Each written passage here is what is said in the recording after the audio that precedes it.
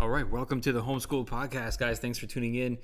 This episode is brought to you by Masterclass.com. That's our newest sponsor. Super proud to have them. Masterclass, if you guys haven't heard of it, it's basically anything that you want to learn, you can learn online in the comfort of your own home. I think it caters a lot to like entertainment. They have comedy classes, they have writing classes, acting classes. I mean, they even have cooking classes, and it's all taught by each thing that you want to learn, it's all taught by somebody who is like the best in their profession. Like Steve Martin teaches the comedy class. I think that Judd Apatow teaches the comedy writing. Gordon Ramsay teaches the cooking class. So that's Masterclass, you guys. But don't just go to masterclass.com. Click the link in the description of this podcast, and that way I get the credit. And then also, so it's $90 per class. Or you can do $180 and you can sign up for the year and take as many classes as you want. All from the comfort of your own home, on your own time. There's no more excuses not to do what you've been wanting to learn to do. And that's pretty much it. Also, this episode is brought to you by DMC Watches, the DeLorean Motor Company.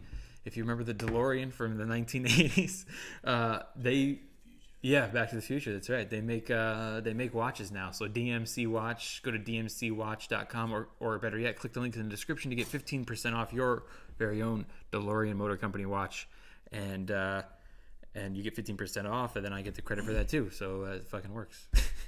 Cool. My guest today is Affion Crockett. Yeah. Or I'm your guest. So thanks for having me here in your house. Whichever way. Each other's guests. Yeah, whichever way you want to look at it. All right, cool. So let's get this started.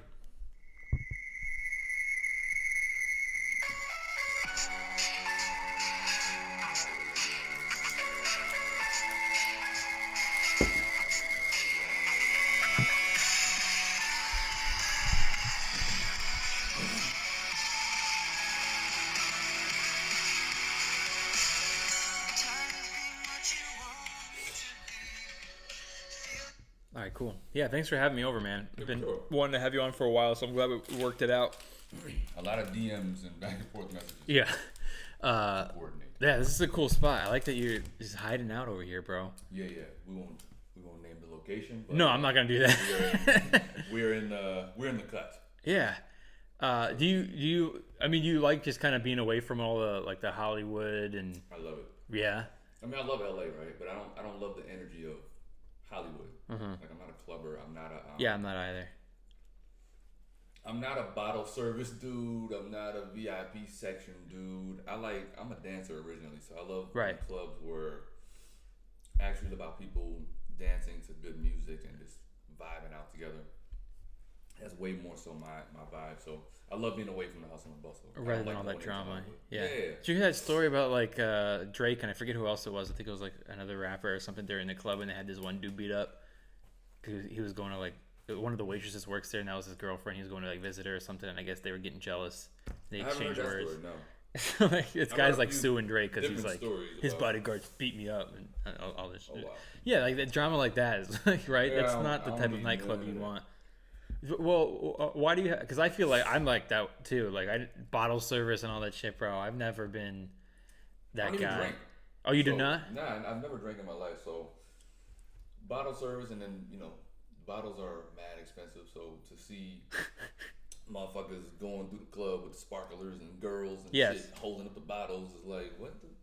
I mean, I drink, but I just came from like a time where like I can't feel right about spending that kind of money on a bottle. Like for what? Like I can sit in my own house and buy a bottle, if I wanted to. You can buy a bottle for like $5. Yes.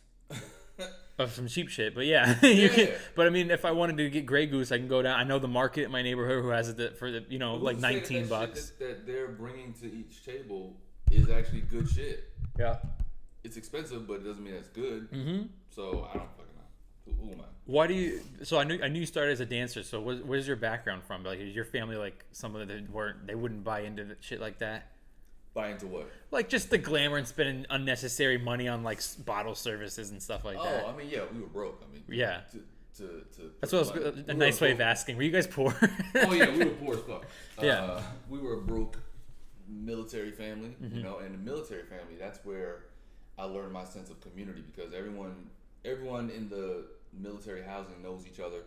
Everyone knows each other's business. everyone's kind of struggling. You all know whatever your dad's rank is. We all know what your dad makes. Okay. It's like that kind of lifestyle. So we all know. So all the kids you hung out with were all military kids, also. Oh yeah, kind of? I mean, we're all like we grew up in Germany, so there's no way of escaping. If you live on this, on what do they call it? It's like a community base. On base. On Okay. Base. If you live on this base, you're a part of the military family. Okay. So we know, like, if so and so's dad is a sergeant major, or this guy's dad is, whatever his rank is. So your dad was in. What was your dad in? My dad was in the army. In the army. Okay. So anyway, you kind of know everybody's business, and they don't make a lot of money. You got a lot of benefits, you know what I mean, healthcare, all that kind of shit. So there's caveats to it, but yeah, not a lot of money. So I started working when I was 14 because I got tired of asking my parents for everything, from karate lessons to whatever, new shoes, and they were always like, maybe next month, and common sense told me, they just don't have the money. Mm-hmm. So let me stop asking them. So I started working when I was 14. So from that, I think I've learned the value of $1 and holding on to $1 and what I spend on and what I don't spend on. What was the first job that you grabbed? I was actually, I'm lying. It was age 10. My brother was 14, and my dad would make us go out and cut lawns, cut grass. That's the first actual job I did to make any kind of money. And it probably wasn't much, right? But to a kid, it's a lot. $20 a yard type shit. Me and my brother would split. That's not bad, actually. For back then, back then. I mean, again, I was 10, so I could buy all the candy I wanted. But 5 lawns, and you can get yourself some Jordans. Yeah, well, shit, no, the Jordans weren't even out back then. Right. That's how old I am. So when I was 14, though, that's when I went out and started like bagging groceries, and that was on the military base. I would bag groceries at the commissary, which is like this supermarket. And back then, they wouldn't make you do like a permit. Remember when you were a minor back then? You have to get like a permit. Your parents had to sign something. You can work from 14. Wow. Out there, and they even had these programs called summer hire and winter hire, where the military kids we can work alongside the military folks, the soldiers. Did you speak German? Warehouses, a little bit when I was there, but bagging groceries, the Germans came in there. Huh? When you were bagging groceries, like, is it just for like the people that lived on base? It's for the Army base. Okay. Or Air Force base. Or, we lived on an Air Force base, but we were an Army family. No, it was all American families that kind of lived in on those bases. So, and then a lot of Germans spoke English, so we weren't necessarily forced to have to learn it fluently. A lot of them spoke English, so which I regret. I wish I did learn more about it, but anyway. Is this like 80s? Yeah, it was 80s. Okay. And so why have you never drank? Is it more of like a military discipline thing, or you just healthy because you were a dancer? Nah, I saw a lot of alcoholism as a kid, and I wasn't with it. Gotcha. It wasn't something that I looked forward to see friends of mine in school like drinking early, and it just wasn't my thing. Yeah, I mean, good for you. Yeah. I'm a control freak, but I think it's because of that. Like I never wanted to be out of control of my faculties and my brain and yourself. Yeah. Exactly. Yeah, cool. Good for you, man. Because it certainly helped you later on. You became a dancer first, which technically is an athlete. I don't give a fuck what people say. Yeah. You're right about that. You got to watch what you eat. You got to watch what you drink. You have to be in control. Yeah. You got to practice and work out and stay fit just as much as an athlete. And it's funny because now I'm starting to have back issues, but when I look back at all the stuff I used to do as a dancer, I now get it. Like break dancing and doing back bends and twists and all kind of stuff. It's a crazy regimen. Yeah. Did you move around a lot from Germany, or when did you move out of Germany? We were actually just back and forth from North Carolina to Germany. So we went to Germany twice, 4 years each time. And then you kept your home in North Carolina, or no, you just went back and forth? No. We again, we were a military family, so we never at that time we never bought homes. My family never bought a home because we knew we were always moving. Yeah. So we would rent a home while we were there, and then we would go back and get military housing and live on base because housing is free. So, yeah. You know what I mean? But it's free for that reason because you never know when you're gonna have to Yeah. up and leave again. But you were born in the United States? Yeah. North Carolina? Mm-hmm. Okay. Do you recognize that as your home? People say, what's your hometown? Yeah, it is. I mean, I was born there. It's where I graduated high school. Gotcha, yeah. So I'm definitely from North Carolina. Mm-hmm. But I definitely identify also with Germany because my formative years, You know, my wife is Russian, and her dad was in the military. Okay. And she was telling me, I never really knew this until maybe like 2 months ago. Is that about her dad? Is that back then they were just giving away homes instead, the military base was giving you housing, right? So they would give them housing, but like you kept the house. Oh wow. So, but I mean, again, this is probably 50s. Oh yeah. And it's in Russia, so whoever was in the military, they were just like, that's your house, this little house. So like the house that my wife grew up in was given to them by the military, and they still own it. And apparently they own like another house now, which they're moving to, like her parents back home. But they're still keeping that one, and I guess they're like gonna rent it out. There was like this whole thing in her family going on about like the dad was just like renting it for so cheap, and the whole family's mad at him. Like, why are you doing that? And I think that it kind of comes from like he appreciates it that the military gave it to him, so like he's trying to help out maybe like another family or something. Course. Yeah. Pay it forward. Now, what age did you start dancing? 10. At 10 years old? Yeah. Right after those lawns. Right. During the lawns. Lawns during the day and dancing at night. Yeah. Was it always hip hop? Always. Well, in the beginning, I mean, when I went to college, I actually took ballet because I wanted to expand my repertoire. I wanted to get my body in better shape. Mm-hmm. And I was like, well, ballet dancers seem to be in pretty good shape. Yeah. But that lasted about a year and a half. I didn't stay with that. And I also, around age 13, 14, I started taking martial arts. I got into martial arts heavy. So for me, ballet had a very similar structure to karate. And so yeah, dance and karate mixed to me with ballet. It's almost like when some stand-ups, they'll take like an improv class just for fun to help work that muscle. Yeah, exactly. Yeah. Do you still do martial arts? Yeah. I still dabble with it. Yeah. But yeah, that was my thing. It started with breaking. Breakdancing. Breakdancing.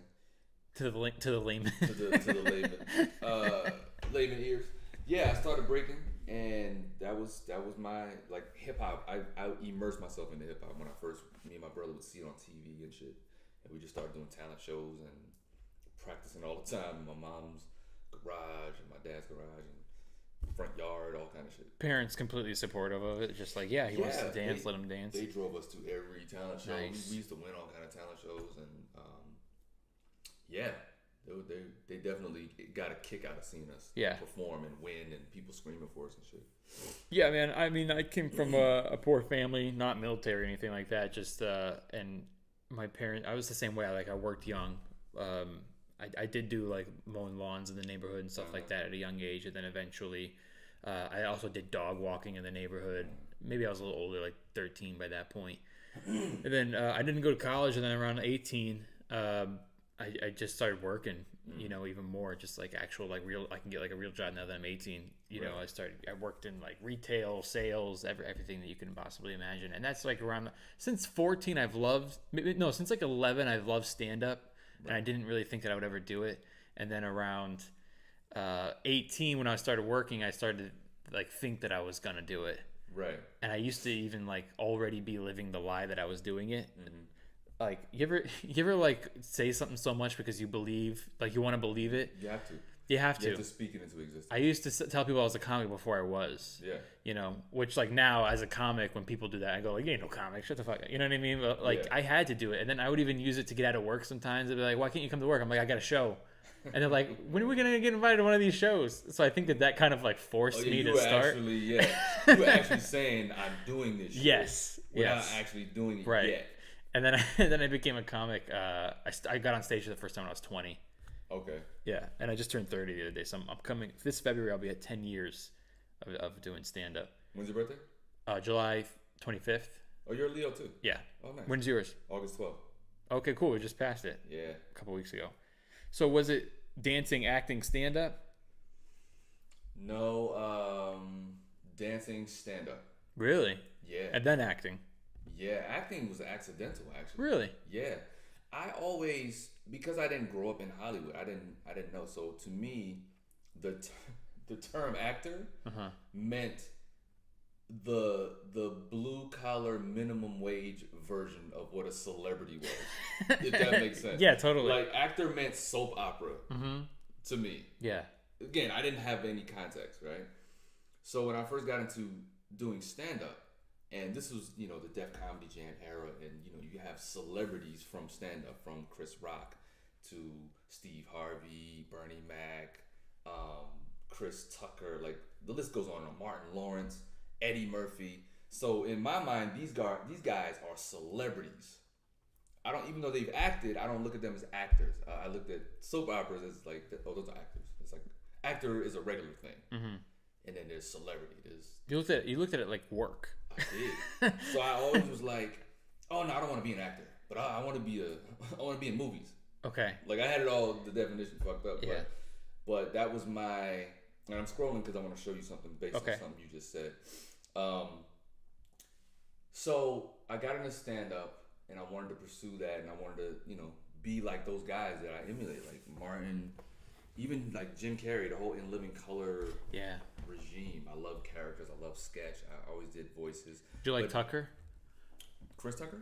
Oh yeah. I like I said, all of those guys were valid to me. They were very valid, very influential. And so dance, because I was always on stage, and at the time, from North Carolina, me and my dance crew, it was 3 of us, we got on Showtime at the Apollo. So that was my first TV appearance. I met Steve Harvey. This is when he first kind of started out. He was just hosting Amateur Night on Showtime at the Apollo. Oh, really? And so, yeah. And so I had some TV experience just as a dancer, or got a taste of that, the bug of TV. So when Def Comedy Jam was a real big thing, I would see comedians go on stage and be real animated. There was a guy named, he's still around, Cool Bubba Ice. Okay. Cool Bubba Ice is an impressionist and highly animated. Like he went on stage dressed like Cat in the Hat, like big floppy hat and colorful clothes, real animated, and did all voices. And I was like, oh, that's stand-up? I didn't know that was stand-up. So I actually could try to do stand-up. I've always been performing. I've always been on stage dancing. So why don't I do some of these voices that I've done in the lunchroom at school for my friends who all laughed at it? Why don't I try to put the two together? I already have stage presence. I know how to work a stage. So why not try it? Try the two. So dance was a pretty seamless transition into stand-up for me. So you're trying to find something right now? Yeah, I'm trying to find something, but you can keep talking. Okay. All right, cool. Yeah, so I mean, I see you now doing stand-up, and you're not very. I don't think you're very animated. Like when you got rid of like doing like characters and stuff like that, right? No, but you see me do stand-up 10, 15 minutes at a time at the haha. Yeah. Doing sets, workout, and you know what I mean. When I'm doing my full hour, that's when like you'll see it all. But at the same time, me doing stand up now versus back then is different. I do want to talk more. I do want to have my own voice. I don't want to just be an impressionist. Like I never saw myself as an impressionist. I just saw myself as a guy who had the ability to do voices, but I also have different layers to me. So I never wanted to rely on. I never wanted to be Rich Little, although I admired him and I was a big fan of him. I didn't want to become that guy once I got into stand up. So going back to the point of what you said about speaking it into existence and talking about I'm a stand up. This was my caption in my college yearbook. That's your caption? Okay. Yeah. Upon completion of college, I plan to expand from stand-up comedy into television, movies, and other, is it facets of entertainment? Facets of entertainment. So I had just started doing stand-up. Yeah. Like around school, hosting talent shows. But that statement was me basically saying, I'm already a stand-up comedian, and I'm going to expand into movies and television and all that. mind you, I was still in North Carolina. I didn't know what the fuck I was doing. Yeah. I just had to speak it to tell myself, all right, this is what we're going to try to do. This is what we're going to do. And what is it about that when you say something for your, is it just like when you make a promise to yourself you really don't want to break it? Is it just speaking out into the universe? You know what it is? And I learned this from the Bible, and this isn't specific to any religious belief, but I've always been taught, or the Bible actually says, the power of life and death is in the tongue. Okay. Right? Yeah. So if you take that and you actually say, okay, there's an example. If you read Genesis, and again, I'm using the Bible, but you'll hear the principle in what I'm saying.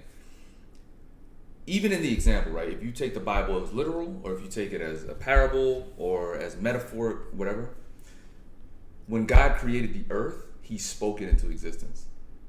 He said to the mountains, "Be thy formed," and this, that. I'm paraphrasing, but He spoke everything. He told the clouds to emerge. He told the waters to come together. It's not like he had this paintbrush or a little tool set. He didn't put on overalls and gloves. You know what I mean? He spoke it all into existence. So I feel like that example was key in the very front of the book to say, if you think about your life or anyone else's life and you hear people speak, anything that they have is a product of what they've said, good or bad. Mm-hmm. So people walk around all the time saying that they're sick and tired and, and they have bad luck and they say all that kind of stuff about themselves. Guess what's going to happen? Mm-hmm. That. So the flip side actually happens too, but the issue with that is if you're not mentally strong enough to actually believe it and have the faith in that, to say I am a successful actor when you're broke, to say that though, takes another level of balls and belief. It's true. But to say it can actually bring it into fruition. Yeah.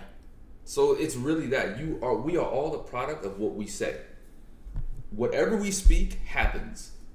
I mean, you do represent yourself by what you're saying. Yeah. And if you are constantly negative, then people are just going to say that guy's so negative. Yeah. I don't want to hang out with him. Oh, exactly. He's annoying. So I do believe we can form our world by what we speak. Yeah. I'm not saying that like to people listening that you can just be like, yeah, you I'm can't rich, be like, I'm rich. Yeah, I'm rich. I'm rich. It's gonna work. Happen. No. But that's definitely positive speaking. I mean, it makes yourself feel better if nothing else. And you have to do the work also. Mm-hmm. Absolutely. Yeah. You can't just Beetlejuice. Yeah, you can't sit in a chair and be like, I have muscles, and never go to the gym and you just be swollen and shit. You can't do that. But I do believe you can speak your world and your future into existence. I knew this guy. I heard he would always tell people that when he moved to Los Angeles, like he hated it. He just came out here for this is where the work was at, and but he hates it here, or he hated it here, and so constantly people would ask him like, so how do you like LA? How do you like? That's all he would hear for like 2 years. Right. So how you like in LA? Because he made that big move, and he would always just like, oh, I hate it. Like it's so hot. I hate the people. Blah blah. Right. So like he eventually started lying. He said that when people would ask him how do you like LA, he started saying like basically the opposite of what he really felt. He would say like, oh, the people are amazing. I love the sunshine, like all this stuff. And then he said that so much that he actually started to believe it. Yeah. And that's eventually formed his opinion on LA that he actually really did enjoy it because he just like convinced himself. Yeah. You have to do that. And like you said, you had to convince yourself that you are a stand-up comic. I was just straight up lying when I told the work that I had shows. But you weren't. Yeah, I mean, I eventually did. Yeah, but you were lying about, oh, I gotta go do stand-up, and you didn't have anywhere to go. I didn't. That was a lie. It was just flat out bullshit. Yeah. But I get it. You get where I was coming from. Yeah. I had dreamt about it. I went to I would go to watch stand up. Right. I went to Mike's before I was even a comic, and every now and then I do like trip myself out a little bit, like you just did with that yearbook quote that and you became everything in that quote pretty much. Yeah. And then some. And every now and then, I'll trip myself out. I'll be sitting there, on the sidelines at like the Brea Improv, featuring for somebody or something. I just remember like maybe like 10 years ago, maybe 11 years ago, I was sitting in the audience just wishing that I was on stage working with these guys, and now I do, I was just at J. Cole's concert last night, right? Okay. And J. Cole and I are from the same town, Fayetteville, North Carolina. Okay.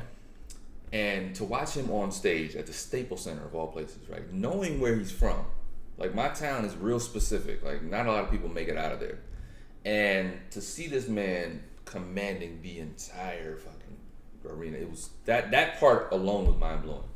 But he's very conscious and he's very like. He actually said to the crowd, "There's no overnight successes." Mm-hmm.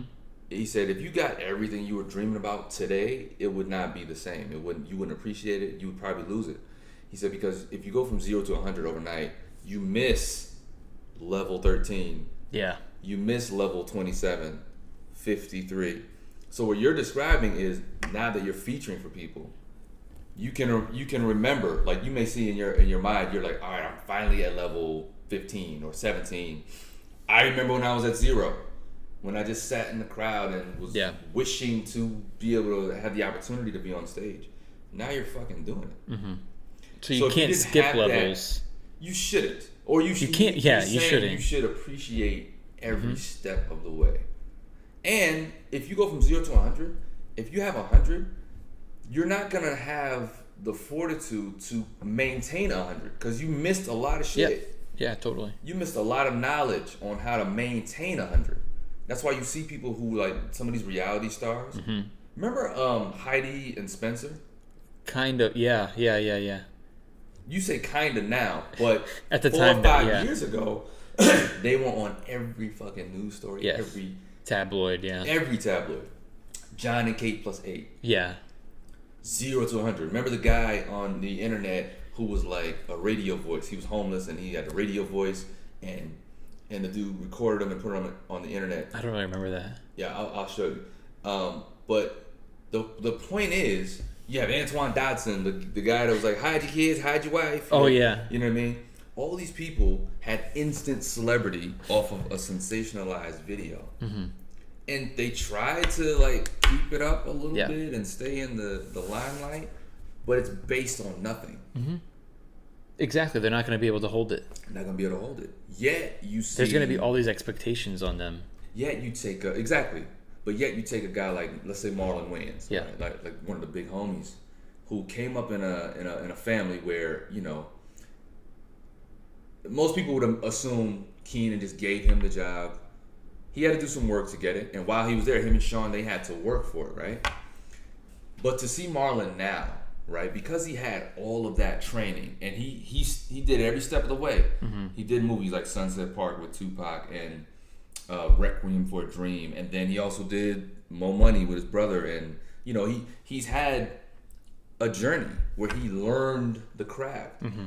Here he is 20 plus years later on top of his game, stand-up specials, he still tours, TV show, he's got a new show out right now. Yeah, Netflix movies, like touring like crazy. Me and him actually weren't doing stand-up at the same time. I had stopped doing stand-up for like 15 years.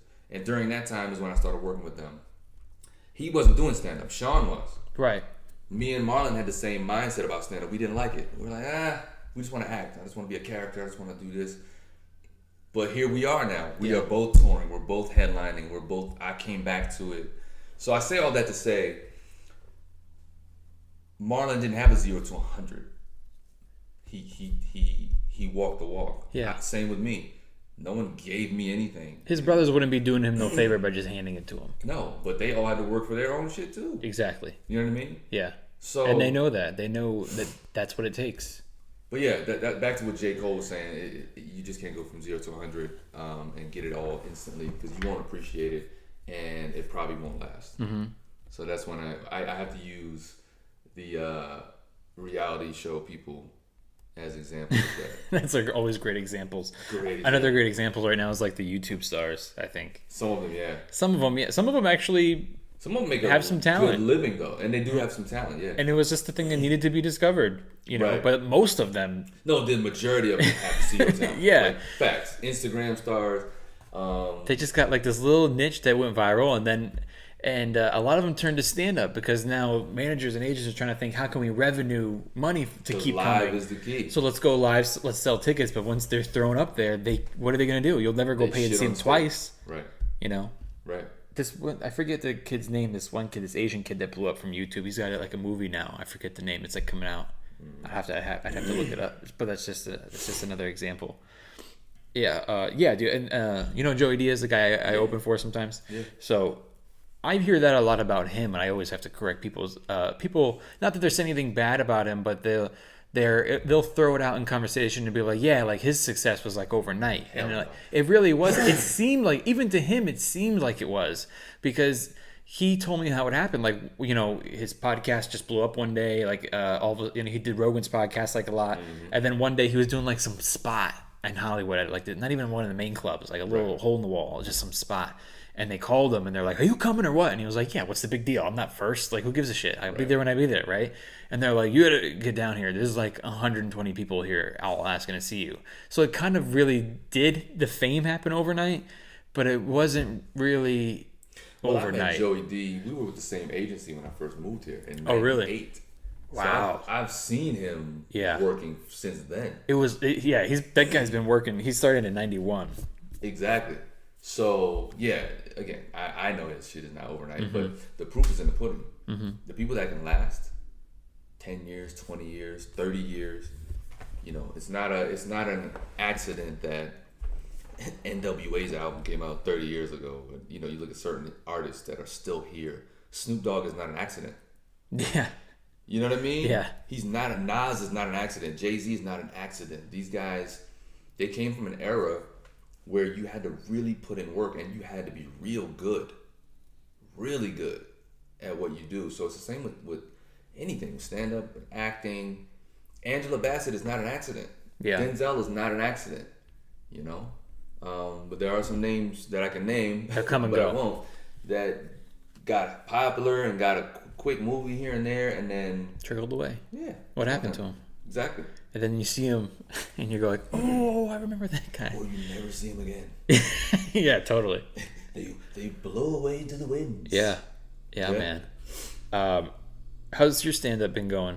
It's been going good. Yeah. The thing about me is a lot of people still don't know that I do stand-up. So I'm crafting my stand-up special now. But you tour, don't you? Yeah, I tour. But what I'm saying is the audience that comes out comes because they know me from Wild 'N Out, and the movies, Haunted House, Wedding Ringer, all these things, Soul Men. I have so many different avenues of people that love me for different things, even YouTube or Instagram. So they're just coming out for that because they love just who I am, but they've never seen my set. So a lot of them at the end of the show are like, oh shit, you're really a stand-up comedian. Yeah. You know what I mean? I'm not like an actor, and then I came from stand-up first. So I'm not like an actor who's trying to do stand-up and is just trying to get money from it. I'm a real stand-up. And so when the audience sees that, they're like, oh shit, like, okay. I remember this movie I didn't expect to see you in. And you Which one? I had already knew you a little bit at the time. And it was like a fighting movie. The white kid. Never Back Down? Never Back Down, yes. I own that movie. And I think I watched it once. Thanks for the residuals. Yeah, you got it. And I mean, it's actually a pretty good movie. Like, it is a good movie. Shimon Hansu's in it. Sean Ferris. Yeah, those kids are all great, and I mean, it's a great fighting movie if you like fighting movies, which I do. Cam Gigandit, I think that's how you say it. And then there's like the scene where so how do you get something like that? Is it just like they look at your resume and like, well, he acts and he also is a hip hop dancer? Because in the scene you're a DJ, right? Yeah. So that was my agent called me, my old agent, and I guess she just really pitched me for it. The director was looking for someone who could host and a party and keep the crowd's attention. Oh, okay. And someone who knew something about martial arts. So I was like, well, yeah, that was you. Pretty much me. You were the man for the job. And so I got on the phone with him and with the director, and we just kind of talked it through. He was nervous though because they had to book this role immediately, right? So funny story about that whole movie. My best friend was getting married that same weekend that I had to go. This was already planned, and I was the best man. Oh, damn. So They wanted me to be in Florida. That's where we filmed it. They wanted me to be in Florida. They wanted me to leave that Saturday. I think I talked to them Thursday. They wanted me to leave that Saturday to be in Florida Sunday, and then the shoot would be Monday morning. I said, guys, I'm best man. I said, I hate to do this to you guys, but I'm the best man at my best friend's wedding. And rare occasion, the film company was like, oh shit, you have to be the best man. You can't leave your friend hanging. Yeah. So I said, is there any other, that doesn't seem like something they would say. Or it's not something. In Hollywood, get the fuck out of here. Yeah. So anyway, I said, if I need to be there by Monday morning, I will fly directly from the reception. If you guys can send the car or whatever, I said, book the ticket for red eye. And I will fly in and do my thing. So I literally flew in. You don't drink anyway. Yeah, I don't drink anyway. Not like you're gonna be hungover the next day. Not at all. And weddings are just itching to get out of there. Yeah, exactly. But it's my best friend's wedding, so I was happy to be there. I did my speech at the reception, and 20 minutes later, I had to go to LAX. Thank God the wedding was close to LAX. So I went. I flew in. I was up I slept maybe for an hour and a half, and I did this whole scene. So I walk into the club. It's literally about 400 or 500 extras. It's a real club. It's big ass stage, but they all knew me from Wild 'N Out. Now, here's a trend that happens in Hollywood. A lot of white people, executives, they don't have their ear to the street, so they don't know about subcultures and hip hop culture and all that shit. Okay. So they just thought they hired an actor who might be able to do the job. They had no idea who I was. So when these extras and these kids were like, "Oh shit, that's Affion Crockett," the execs was all looking around like, "What the fuck? Who's this guy?" Yeah. And so when I get on the mic, and I'm like, "Y'all ready to do this thing? Y'all?" I said, "How y'all feeling out there?" And they was like yelling and shit. So when they saw that before we even rolled camera, they were like, "Oh shit, this is about to be a real situation." So I just went right into party mode, DJ mode. I used to DJ when I was in school, so I knew it was a role that was built for me. Mm-hmm. You know what I mean? And the martial arts shit and all of that. So even when cameras are not rolling, you're just keeping the extras kind of in line and keeping them in party mode. Exactly. If that was even more perfect, that they knew who you were. They probably thought, oh shit, they hired Affion from Wild 'N Out to entertain us, and they didn't even know that they had. No, the that's so funny. Didn't even know. Yeah. So it was one of those jobs that was just really like it all came together how it was supposed to. Oh, that was dope. Yeah, man. So, how did the acting thing? Something that you pursue? Were you doing yourself and stand up on stage, and somebody saw you one night, or was it just more like? So as far as stand up goes, in North Carolina, before I even thought about moving to LA, I was discovered by Bob Sumner from Def Comedy Jam. Yeah. So I actually got on the show that influenced me, that made me want to even do it. That's cool. So I got on Def Comedy Jam the last year. It was in New York, and I toured a little bit after that. That was a big move, like for me to be on Def Comedy Jam. So I toured and I featured for everyone from Steve Harvey to Tommy Davidson, a bunch of different people. And I toured for about 2.5, 3 years, and people were like, "Man, you need to be in LA. What the fuck are you doing out here on the road, like from North Carolina?" So being fearful and shit, I didn't know anything about LA. I was scared of it, and then finally I was like, fuck, I felt like I outgrew the Southeast and the East Coast for what I wanted to do.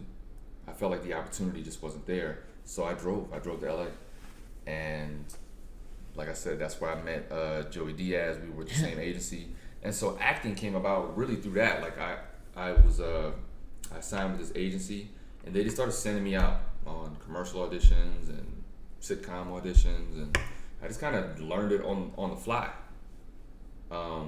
Again, wasn't planning on being an actor. They just were like, "All right, we feel like you can do this." Okay. Act. So they just started sending me out. Cool. That's inspiring, man. Yeah. And again, I learned along the way. I learned certain techniques and shit, and I took a couple acting classes, but I pretty much learned it on the fly. Acting's another whole other beast from stand-up that kind of can be scary. I know it scares me. because, I'm not an actor. I've only ever wanted to be a stand-up, and Right. I think that now I kind of have to get into acting just a little bit. Plus, it'd be great to make get a little gig and make some money, and then just focus on stand-up. Right. Also, I think it's good to have a credit, like an acting credit. You'll be more respected as a stand-up. You'll get more bookings. You'll get more road work. Absolutely. So now I think I kind of have to get into it, but I'm so still like afraid of it. I don't know why. So that's inspiring that you did. You just would go for auditions. Oh yeah. And then they're just like, yeah, we're gonna start sending you out more because we just feel this is your thing. Yeah. And you kind of learned as you went along. I mean, yeah, so that is inspiring because I got some headshots. I've always had headshots done, like just for stand up, but Right. like recently I went and had some professional headshots done. I know a million friends are like, I'll do your headshots, and this time I was just finally like, you know what? No, I'm gonna pay someone. You know how that goes, right? Because like I know really good photographers, and they're like, we'll do it for you. I'm like, you know what? Number one, I'm paying for it because I want to be able to say where are they. Mm-hmm. When someone does something for you and you can't really be like, I need them tomorrow because they're like, Right. oh, I did it for free. That was one reason. And the other reason was I did it for me because I know how much I like procrastinate when it Right. comes to getting to acting. Right. Not stand up. Stand up, I'll go out every night if I have to. I love Right. it. But acting, I procrastinate it, and I knew if I spent the money, You have to I would do it. own up to it. Mm-hmm. Yeah. So I spent the money, got some like headshots done, and so now I don't know. I'm like trying to get advice from like acting friends, even to go out for commercial stuff. Like what do I do? Put a resume together? Like I don't have any acting resume. Do I just put stand up on there? Right. I guess I heard that you can put stand up on a resume. Yeah, you can. And truth be told, like I don't know how many people really actually look at resumes anymore. Yeah. When I first got to LA, that was a big thing. You got to have a physical headshot and a resume on the back and shit. Now, yeah, they look at IG followers. They look at IMDb. So if you don't have anything, you just don't have anything, and you can't fake that. Yeah. So just keep working until you get opportunities. Just go to acting class and try to get an agent that will send you out on different things. What do you think I should do if I want to submit for like a commercial agent? Should I just do a headshot and not do a resume, like when you're putting a little packet together? Maybe a bio or something. Yeah. I don't know. And print it on the back of the headshot, or just like separately in. Yeah, or digital. Hmm. You know what I mean? I think. I don't know if you can join. Like there's websites like LA Casting and Right. Cast It. I think. Yeah, I know about those. Yeah. I think you may be able to do a profile yourself and just pay for it. Mm. So I don't know. Look into that. Okay, cool. But yeah, as far as commercial agents, I think you just gotta beat the pavement. Yeah. Call them, see what they're looking for, what they need, and just go sit with them.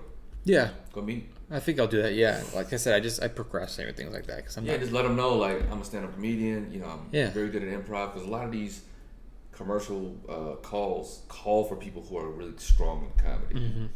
So. And I mean that's what you were. You were just a comic, a I stand-up. was just a comedian that was very animated started going- and charactery, and they just started sending me out. Yeah, it's inspiring, dude. Yeah. It's making me light the fire under my ass and be like, I might as well just do it. If I'm made for it, then I guess I'll find out, right? And I'll learn along the way. Yeah, but I'm a fast learner. Prepare yourself and be made for Sure. it. You know what I mean? Sure. The fact that you do stand up, you can act. Yeah. You can. You're made for acting. Yeah. It's a lot of the same politics and shit, but even sometimes worse, sometimes less. Mm-hmm. But it's all politics. It's all you got to do work either way. I've done like little sketches. Mm-hmm. I've done some like short films, just for practice. I actually do enjoy it. It actually is kind all of that fun. shit matters. Uh-huh. Keep doing those things. Yeah, I have those. I mean, I've been on television as myself, as a comic, but Right. I don't know if you can put that on a resume and just say like, oh, I was on like Fuse. Oh, for sure. Yeah. Absolutely. Use everything, Okay. especially if it's TV, if it's stage. Do what you need to do. Okay. To fatten the resume. And then, what age did you, from dancing, go to stand up? Stand up. I think I was 20. That's the same age I started. 19, 20. Yeah. Yeah. So you've been doing it for a while too. Oh yeah. But you took a little break, you said. Yeah. I took off 15 years. Mm-hmm. Yep. And now I'm back. You're working on a special now, you said? Yeah, man. I'm putting this special together. My first hour. How's it going? It's going good. Where do you work out? The road. Yeah. Oh yeah. Whenever I do, like I'm in San Diego in 2 weeks. American Comedy Cup. Oh, cool. What weekend is that? I think I'm in San Diego at the September 7th through the 9th. I think I'm at the Palace on the 9th. Oh, dope. Yeah, maybe I'll swing over there and say what's up. Yeah, you should. I like that club. It's fun. My hour. Yeah, it's very fun. Good crowds. But I can practice my hour on the road. Yeah, of course. Trying to go in town and just doing 15 I know. Like, fuck out of here. Yeah. Can't do that. So yeah.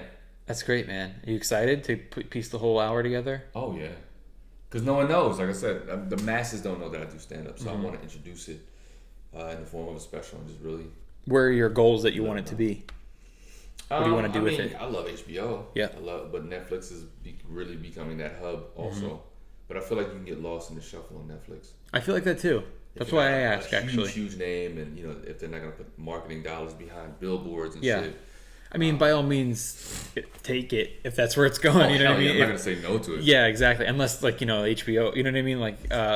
But that's kind of why I asked. I also feel like that. I feel like it's almost like a trend for a stand-up to have a Netflix special. Right. I don't even think they call them specials anymore. I think they call them Netflix specials. Exactly. You know what I mean? You ever talk to people that don't know about comedy? Yeah, he's got a new Netflix special coming out. It's an HBO, but they're like, that's what I meant. It's like Tissue. Yeah. Tissue is an actual brand, but it became the generic term for everything. Or like Kleenex. Coke for soda. Exactly. You know what I mean? Your Kleenex. Yeah, Windex is just window. You know what I mean? I feel like Netflix is becoming the shtick. And I almost don't even want to, like... Yeah, you almost don't want to do it, but again, I would take it. But with that many subscribers, the whole point is for you to get your name out there and let people know I am a stand-up comic. Exactly. So why not, right? Why not? Let me do some shout-outs here, then we'll wrap up. I've got some Twitter shout-outs here. And these are Twitter handles, so bear with me, guys. David O'Dadson. Italy Fabio 13. That's a dope ass name. Italy Fabio. C Payne 303. Mara Danny. Ether 769. Joe Ammo 17. And Ely. What is that? Elocian 103. Sorry if I fucked that up. Wheeler 215. That's all I'll do. That's all I'll do this time. So those are the shout outs, guys. Thank you for the online support. Thank you for listening. And if I didn't shout you out, I appreciate you guys listening and supporting the podcast as always. If he didn't shout you out, he's saying fuck you. What dates do you have coming up besides the San Diego one? Is that the next one? Right now, that's it. I've been in town working on developing TV also. So that's my other focus, writing, yeah, sitcoms, all that shit. Yeah, anything coming out soon? Not out soon, but I have some stuff lined up, like nice. I've teamed up with different production companies, and have some deals in place that I'm nurturing. So since we didn't talk about that, we'll talk about that for really quick 1 second. So writing. So how did you do writing? Is just from writing your own stand-up you became very seasoned at being a writer? I've always been a writer for different things. Uh-huh. I mean, even as a kid, I would write poems. Yeah. And then raps. So I've always been a storyteller. But long ago, since I've been in LA, I would ask writers to kind of help me write some of my stories, and people just are flaky. So I just got final draft and learned it. Like, it's formatted for you. Yes. So once did you ever take a course? I didn't. Yeah. But I'm sure it doesn't hurt to take a course. Yeah. But I just started writing. I started writing film first. Mm-hmm. And I wrote like 3 films back to back. I can't even type good. I just figured that shit out. And but I know how to tell stories, and so it's always been a knack of mine. And so yeah, that's kind of my thing. So now when I have an idea for a show, I'll just start breaking it down. Like, all right, who's the characters, and where are we based, and where's this and where's that, and then I just start writing the dialogue, because for me the dialogue is where the show is gonna live. That's great that you can do that, man. I learned the final draft on my own too. I like part-time write for this company, and we'll get scripts in and we punch them up. It's basically what we do over there. and I didn't go to school for that. I really just learned to, like you said, tell stories. Not every comic is a storyteller by any means. Exactly. But just like you said, if you're a comic, you probably can act at least a little bit or the basics. I think if you're a stand-up, you can also probably write a script or at least know how to fix it. Right. Maybe not like the actual writing, but like you can tell if something's not funny or if it's funny on paper. Oh, for sure. That's why they have punch-up comedians, punch-up writers. That's exactly what I do, and I think that I think if anybody's got like a script out there, it's just like, have you a stand-up comedian look at this? Because there's little things, because like it's there, but like it's not. Yeah, there's nuances there. That's like, and that's you're something, missing something here. You're missing something yeah, here. I learned along the way too. Like I literally just got referred, and someone was like, "Yeah, just sit in on the meeting and just see if you come up with any ideas over the script with us." And I was like, "Okay," and then that's how I got the job. And doing that, I wrote mostly FX shows. Louis, yeah, which I don't really mention anymore. I don't use that as my credit anymore. I get it. It's Always Sunny. I got to do Baskets. American Horror Story. Oh, you're doing some shit. Yeah. Yeah. How are you tucking that away in your conversation? You should be leading with that shit. Because it's ghostwriting. It's not like it's a, you know what I mean? I'm not going to getting credited. I'm not credited on IMDb. I work for a freelance company, you know. I got you. But I'm that's doing a it. way in. It's a way in. It's a way in because I didn't go to school. This is my school. Like I'm learning to write the script. And so what happens is some of those writers, those showrunners, you get in, build a rapport with them, and they're the ones that'll end up hiring you. But you should be on your own, learning to write your own shit, because once you're in those rooms, you want to be able to come back in one day and be like, "Hey, I wrote an episode. I wrote a whole episode, a spec episode of this actual show. Yep. Can you check it out?" And let them see what you got. Exactly. Yeah. I mean, and then I do a bunch of other ones too. I mean, some of them don't even ever get picked up, but it's just whatever. I get paid. It's practice for me. Right. Stop seeing it as practice. See it as, I'm actually doing this. Yeah. Because it'll change your mentality on it. So don't think of it as practice as some shit that just doesn't mean anything, or that you're just kind of doing in hopes to do the real thing. Speaking Treat it like true. the real thing already. And like I said, while you're in those writers' rooms, that's invaluable. Like, that is a wealth of knowledge to be soaking up, and just seeing how a writer's room is run, and then to be able to get the actual scripts and read them, pay attention to everything and learn how to do it.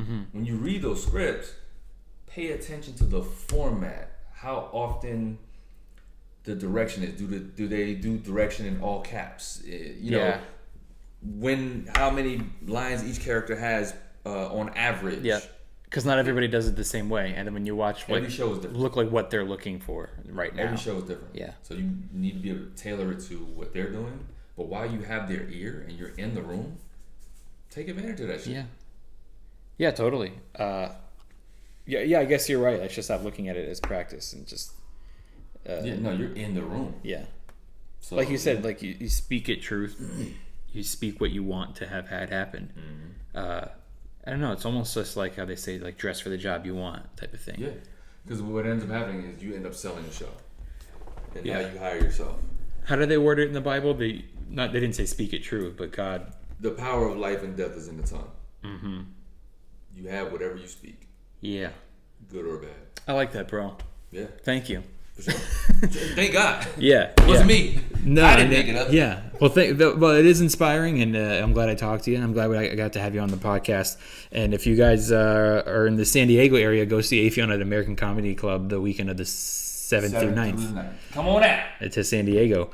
And I got a few things coming up. I'll be at the Acme in North Hollywood. My Hollywood Acme show got moved to, because I guess they remodeled the North Hollywood one. So I'm in this engagement right now where I'm headlining like tiny little black box theaters, which is cool. It's good. I'm trying to get ready to put an hour together too. Yeah. I don't really know what I'm going to do with it. I kind of think that I kind of want to make like a documentary more than a stand-up special. Right. Can kind of combine those two. For sure. So that's something I'm working on. So yeah, I'll be running about a 45-minute set on September 15th at the Acme in North Hollywood. And more dates to come. Affion, thank you for coming by, allowing me to come by. Sorry, I'm in the habit of having guests come by on my podcast. And yeah, guys, I'll see you next time. Make sure that you click the link in the description to go to Masterclass like I said, anything that you want to learn, acting, I should be taking it. Writing, stand-up, comedy, I mean, it's all on there. They have Martin Scorsese teaching a filmmaking class. They have Ron Howard teaching a directing class. It's masterclass, guys. Click the link in the description so I get the credit for referring you. Also, it's $90 for one class, or you can do $180 and you can take all the classes for a whole year on the site. Also, click the link in the description to get 15% off your very own DeLorean Motor Company watch. And that's pretty much it. Thank you, Affion, for coming on. Thank you guys for listening, and we'll see you next time.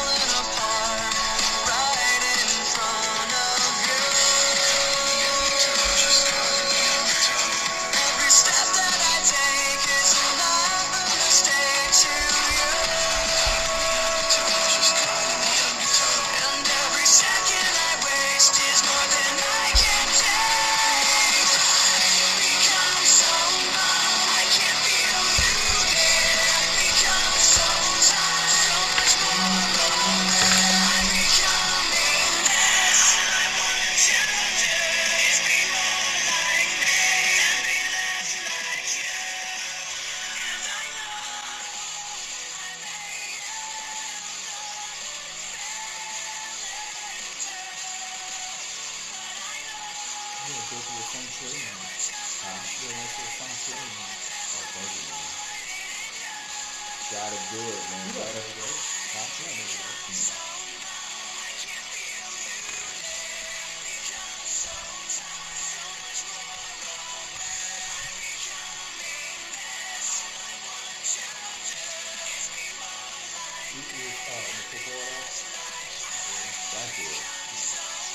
More so boxing than martial arts.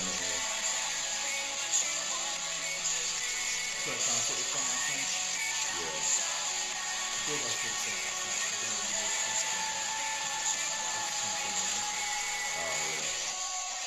So they started already? The round? It's pretty simple.